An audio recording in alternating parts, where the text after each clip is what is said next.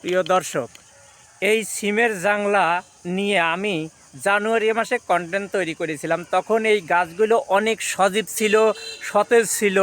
তখন এই গাছে সিম ধরতো। এখন কিন্তু এই গাছ বৃদ্ধে হয়ে যাচ্ছে, বিবর্ণ হয়ে যাচ্ছে, এখানে আর সিম ধরছে না। আর এর সেই রকম ফুলের সৌন্দর্য এখন নাই। আগে প্রচুর ফুল ছিল, ফুলগুলো এখন বিবর্ণ হয়ে যাচ্ছে। এখন এই এই সিম গাছ তার সৌন্দর্য হারিয়েছে, তার সেই ফল দেওয়ার সময় হারিয়েছে, এখন বিবর্ণ হয়ে গেছে।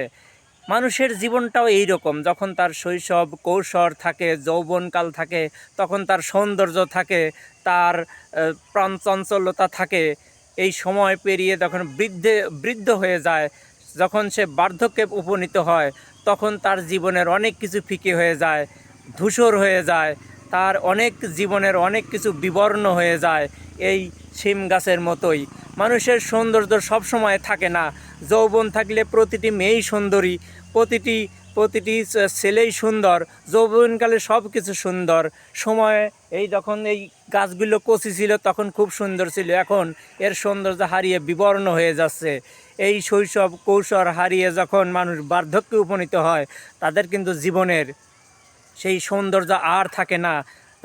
তাদের জীবন বিবর্ণ হয়ে যায় এই গাছের মতোই। যৌবনে সব কিছু সুন্দর, ফুল যখন ফোটে তখন গন্ধ থাকে, কিছুদিন পরে গন্ধ হারিয়ে যায়।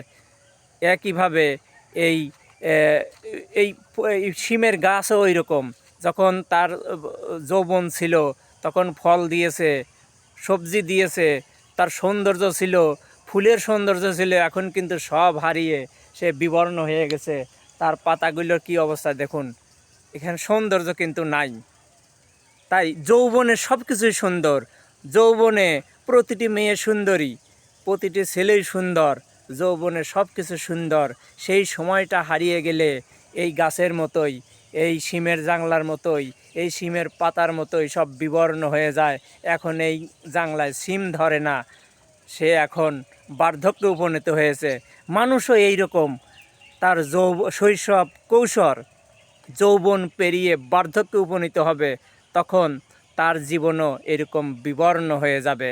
তাই সময়কে মূল্য দিন, সময়ের কাজ সময়ে করুন, যৌবনের কাজ যৌবনে করুন, শৈশবের খেলাধুলা শৈশবে করুন, জ্ঞান যখন যে জ্ঞান অর্জন করা তখন সেটা করুন।